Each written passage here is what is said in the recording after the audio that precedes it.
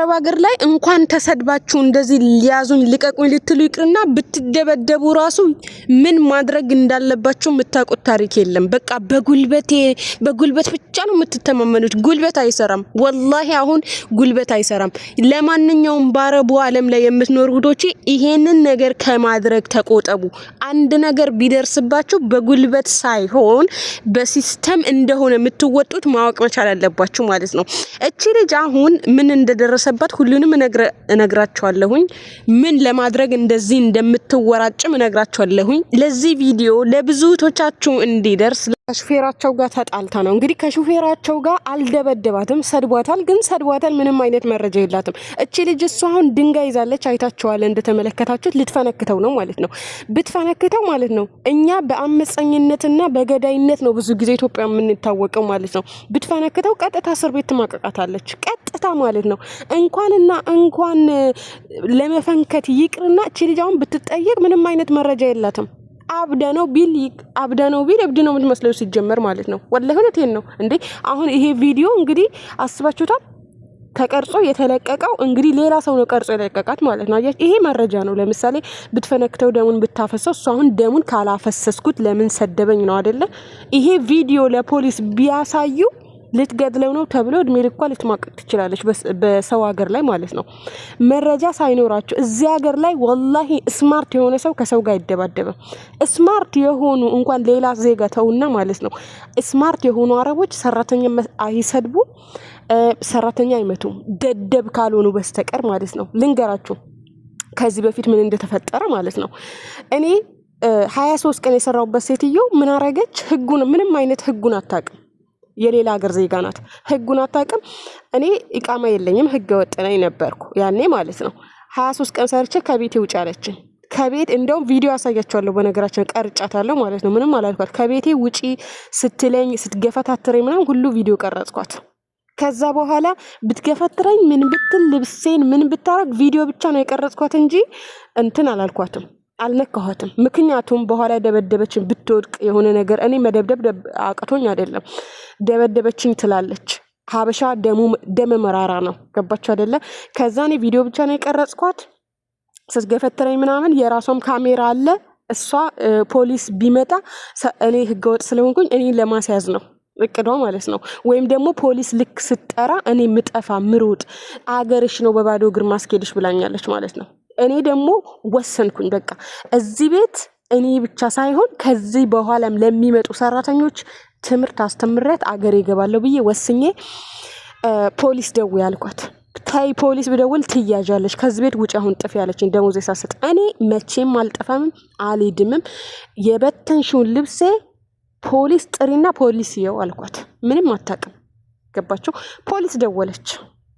ፖሊስ ድውል ስታረግ 2 ፖሊስ መጡ። በዚህ አገር ህግ ፖሊስ በር እንትን ሰብሮ እንደኛ አገር ባለጌ አይደሉም ፖሊሶቹ።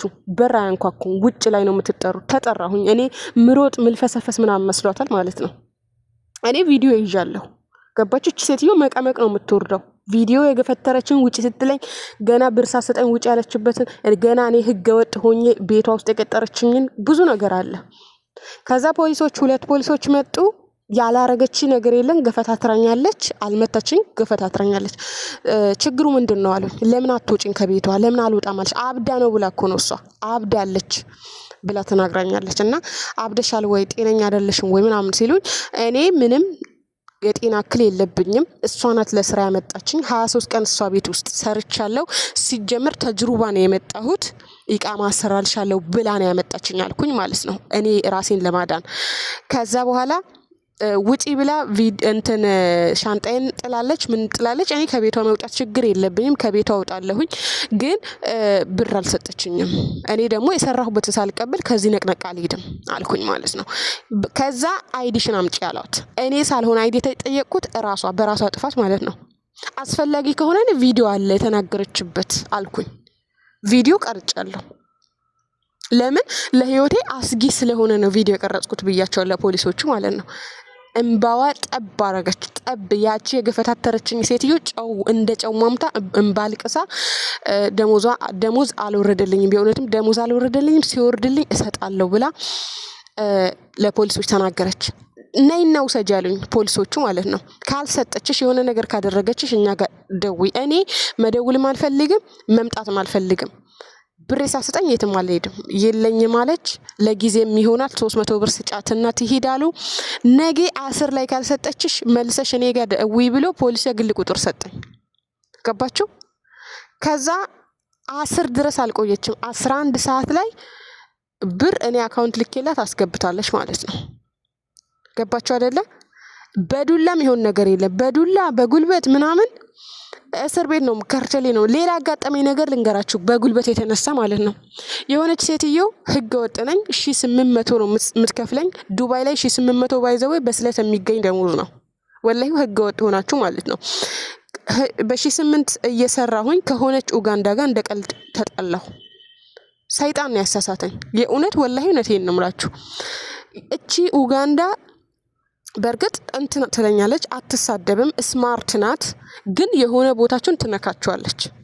ግን አትሳደብም፣ ምን አትልም። በቃ ዝም ነው የምትለው። ግን የሆነ የምትነካችሁ ቦታ አለ ማለት ነው። በጣም ታናደደኛለች። አንድ ቀን ሴትዮ ክላስ እየጠረገች በማሽን የተጣላ ነው። ሄጄ እንግዲህ ማሽኑን ብተውድላትስ ባልጣላስ ሄጄ ጸጉሯን ይዤ ሴትዮ የምትቀመጥበት ሶፋ ላይ እሽት አድርጌ ደበደብኳት። እየደበደብኳትኝ መዳም ልጆቿ ትምህርት ቤት ለመውሰድ ሄዳ መጣችብኝ።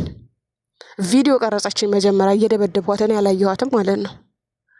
መዳም ይሁን ልታስታርቀን እኔ ፖሊስ አለቅም ስላት ፖሊስ ጠራለሁ ቪዲዮ ቀርጬሻለሁ አለችኝ። ተውኳት። እኔ ፖሊስ ነው የምጠራው ግን አንቺ ህገ ወጥ ነሽ፣ እኔም ስለምያዝ ፖሊስ አልጠራም ብላ ቀጥታ ፈርታ ማለት ነው። ሀበሻ በመግደል ነው የሚታወቀው ብላ ፈርታ የ3 ቀን የሰራሁበትን ብሬን ሰጥታ ሸኘችኝ። አስባችሁታል?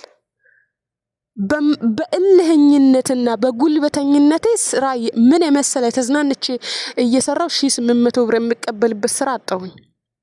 ገባችሁ? ብዙ እህቶች ደግሞ ኮንትራት ቤት ህገወጥ ሆናችሁ ችግር የለም የፈለጋችሁበት ገብታችሁ የፈለጋችሁበት ትሰራላችሁ። አላህ ከመጥፎ ነገር ይጠብቃችሁ።